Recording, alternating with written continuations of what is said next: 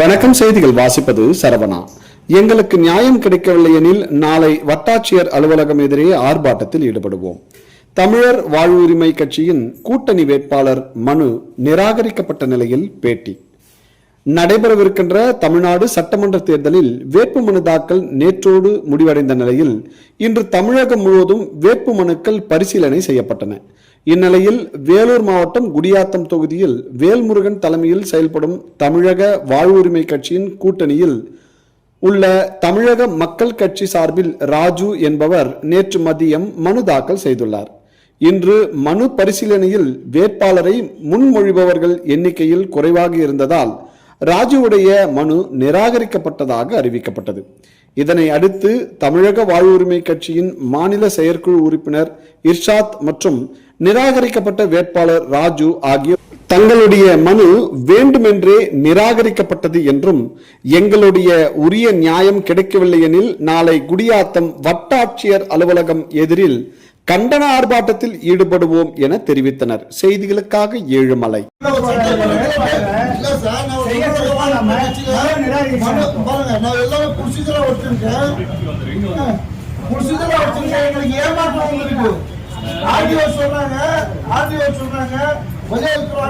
உதவியாளர்கள் சொன்னாக்கா இது தேர்தல் வந்து அரசியலுக்கு அப்பாற்பட்டது இல்லையா? முடியாது. 20 பேர் மேல பணியாளர்கள் இருக்கான்னு சொன்னாக்கா அந்த 20 பேர் என்ன பண்றாங்க? ஒரு நோட்டீஸ் சர்வே பண்றாங்க. அந்த ஒரு நோட்டீஸை சர்வே பண்ணும்போது இது இருக்கு இது இல்லைன்னு சொல்றாங்க. 10 பேர் முன்முடிவுன்னு சொன்னாங்க. அந்த 10 பேர் 8 பேர் வந்து நிராகரிக்கப்படுறாங்க.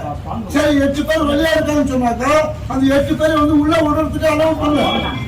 சரி, 8 பேர் தேவைன்னு சொன்னாங்க. அப்ப 8 பேர் ஏன் வர சொல்றீங்க? இப்ப ஆடியோ மட்டும் என்ன சொல்றாங்க? என்கிட்ட வரும்போது இந்த மனு இல்லை, அதனால நிராகரிக்கப்பட்டுன்னு சொன்னாக்கா 10 பேர் உதவி செய்வார்கள் இருக்காங்க. அந்த 10 பேர் யார்?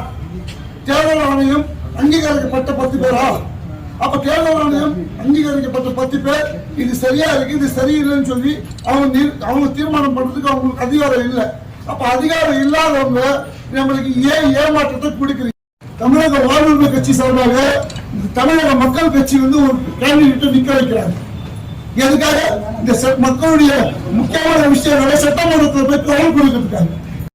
அப்ப ஆளுங்கட்சி எதிர்கட்சி சொல்ற அளவுக்கு இந்த அரசியல் எந்த அளவுக்கு தள்ளப்படுதா? இது தேர்தல் ஆணையம் அந்த அளவுக்கு மெத்தனமாக இருந்தா இது யாரு காரணம்?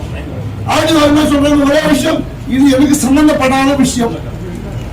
10 பேர் வழியா என்ன சொன்னாங்க அதுக்கு தெரியாது. அப்ப தெரியாம 10 பேர் உங்களுடைய அனுமதி இல்லாம ஆடியோவுடைய அனுமதி இல்லாம அந்த 10 பேர் எப்படி வேலை செய்ய வந்தாங்க? எங்களுக்கு நியாயம் கிடைக்கல. நியாயம் கிடைக்கலன்னு சொன்னாக்கா நாளைக்கு பொருளாதார உட்காரத்துக்கு நம்ம முடிவு பண்ணிக்குவோம்.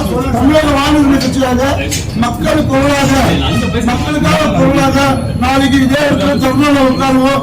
எங்களுக்கு நீதி கிடைக்கணும், எங்களுக்கு நியாயம் கிடைக்கணும். தேர்தல் ஆணையம் கூட கட்டுப்பாட்டு இருக்கு, போலீஸ்க்கு வேலை இருக்கு. அப்ப தேர்தல் ஆணையம் யாரும் உள்ள வர சொல்றாங்களோ அப்போ அவங்க உள்ள அனுப்புறாங்க. மக்களுடைய பைத்தியக்காரன் மோசமா போயிருக்குதா? எனக்கு இந்த ஊடகம் மூலியமாக ஒரே விஷயம் என்னுடைய கேள்வி என்னன்னு சொன்னாக்கா, நாங்க எல்லாமே கரெக்டா எடுத்து வந்திருக்கோம். எங்களை வந்து வெளியே நிராகரிக்கிறது மிகப்பெரிய எங்களுக்கு தோல்வியில ஏமாற்றத்தை எங்களுக்கு கொடுத்திருக்கு.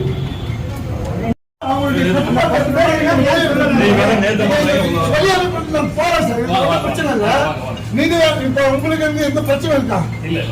என்ன விஷயம் சொல்லுங்க. மக்களுக்காக நாங்க வர்றது தப்பா?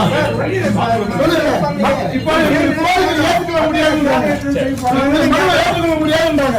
அப்ப நாங்க எங்க போய் முறையிடுறது? அப்ப நாங்க கல்லூரி நியாயம் கிடைக்கும் சொன்னாங்க. கல்லூரி உட்காரணும். நம்ம மக்களுக்காக போராட்டம். எனக்கு ரொம்ப ஏமாற்றம் எங்களுக்கு கிடைச்சிருக்கு. எனக்கு ரொம்ப ஏமாற்றம் கிடைச்சிருக்கு. இதுக்கு எங்களுக்கு நியாயம் கிடைக்கணும்.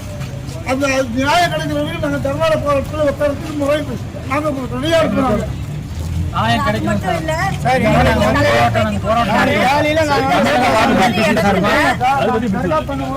கட்சி இதே மாதிரி ரிஜெக்ட் பண்ணிருக்காங்க. ஏன் அந்த கட்சியை மட்டும் ரிஜெக்ட் பண்றாங்க?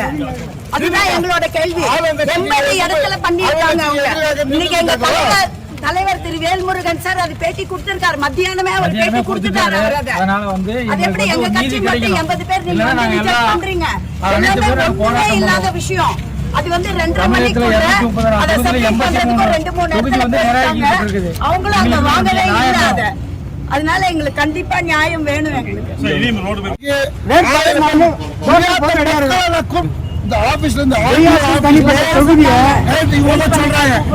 பண்ணுங்க கூப்பிடுறோம் இந்த நம்பர் சொல்லுங்க, என்ன சொல்லுங்க இந்த நம்பர். திவ்யாவா யாரு நம்பர் இது? இவங்க தான் ஃபோன் பண்றாங்க. ஃபோன் பண்ணி சொல்றாங்க உட்கார வச்சிருங்க எல்லாத்தையும் அப்படின்னு சொல்லி காவல்துறை அலோவ் பண்ணவே இல்லை. அவங்க வந்து கால் வந்துட்டு உங்க பேங்க் டீடைல்ஸ் வந்துட்டு லைவ்ல இல்ல அது மட்டும் கொஞ்சம் செக் பண்ணிக்கோங்க சொன்னாங்க. அதுக்கு நான் சொன்னேன் மேம் நீங்க வந்து 10 பேர் கேட்டிருக்கீங்க, ஆல்ரெடி 2 பேர் வந்து சைன் பண்ணியாச்சு, மீதி 8 பேர் இருக்காங்க. அவங்க நாங்க வெளியே தான் இருக்கோம், எல்லாம் லேடிஸ் தான் இருக்கோம், வெயிலா இருக்கு, நீங்க கொஞ்சம் உள்ள அலோவ் பண்ணீங்கன்னா நாங்க வந்து சைன் பண்றோம் நான் சொன்னேன். அதுக்கு அவங்க சொன்னாங்க நாங்க சாப்பிட்டுட்டு இருக்கோம் கொஞ்சம் வெயிட் பண்ணுங்க அப்படின்னு சொன்னாங்க. சரியா சொல்லிட்டு திருப்பி வந்துட்டு 2:55 நான் கால் பண்ணேன். மேம் டைம் போயிட்டு இருக்கு 3 o'clock ஆயிட்டு இருக்கு ஆன்னு சொல்லிட்டு நான் திருப்பி கால் பண்ணேன். இல்ல மேம் மீட்டிங் போயிட்டு இருக்கு, நீங்க வெயிட் பண்ணுங்க, இந்த கேட் வந்துட்டு ஓபன் பண்ணுவாங்க, அப்ப நீங்க உள்ள வாங்க, அப்ப நான் சைன் வாங்கிக்கிறேன் அப்படின்னு சொன்னாங்க. ஃபர்ஸ்ட் நாங்க உள்ள போகும்போது அந்த ஹெல்ப்லைன் மேடம் வந்துட்டு பார்த்தாங்க, ஸ்லிப்பு பார்த்துட்டு நீங்க டைம் ஆச்சு நீங்க உள்ள போங்க, போயிட்டு நீங்க நாமினேஷன் தாக்கல் பண்ணுங்க, அதுக்கப்புறம் வந்து நீங்க வாங்க நான் சைன் வாங்கிக்கிறேன் அப்படின்னு சொன்னதுக்கு அப்புறம் தான் நாங்க உள்ளே போனோம். ஃபர்ஸ்ட் அவங்க பார்த்துட்டு எங்களுக்கு சைன் பண்ணதுக்கு அப்புறம் தான் நீங்க உள்ள போங்க சொன்னாங்கன்னா அதை 10 பேர் நான் அதை நான் கூட்டு வந்து சைன் பண்ண உள்ள போயிட்டு இருப்பேன். நீங்க நாமினேஷன் ஓட் ஆயிட்டு இருக்கோம். இவ்வளோ பண்ணதுக்கு அவங்க தான் ஹெல்ப் பண்ணாங்க. ரொம்ப நிறைய மிஸ்டேக் அவங்க தான் பண்ணாங்க. நாங்கள் 4:30 மணி வரைக்கும் நாங்கள் இங்கே தான் நாங்கள் வெயிட் பண்ணிட்டு இருந்தோம். 10 பேர் லேடிஸ் வரைக்கும் நாங்கள் இங்கே தான் நான் வெயிட் பண்ணிட்டு இருந்தேன். நான் 4:30 மணி வரைக்கும் நாங்கள் விடவே இல்லை. சார் இன்னைக்கு வந்து எங்க வேட்புமனு தாக்கல் வந்து நிராகரிக்கப்பட்டது. ஹெல்ப்பர் உதவியாளர்கள் சரியான முறையில் முன்னாடி தான் கையெழுத்து வெயிட் பண்ணாதனாலதான் இன்னைக்கு எங்க வேட்பாளர் மனுவை நிறைவேற்றப்பட்டிருக்கிறது. அவங்க முன்னாடி தான் அதை கையெழுத்து போடணுமா இல்ல நீங்க அப்ளிகேஷன்ல போட்டு எடுத்து கொடுத்துருக்கணுமா? போட்டு எடுத்துட்டு போய் தரணும். கையெழுத்து வாங்கி அதுதான் சார் சொல்றேன்.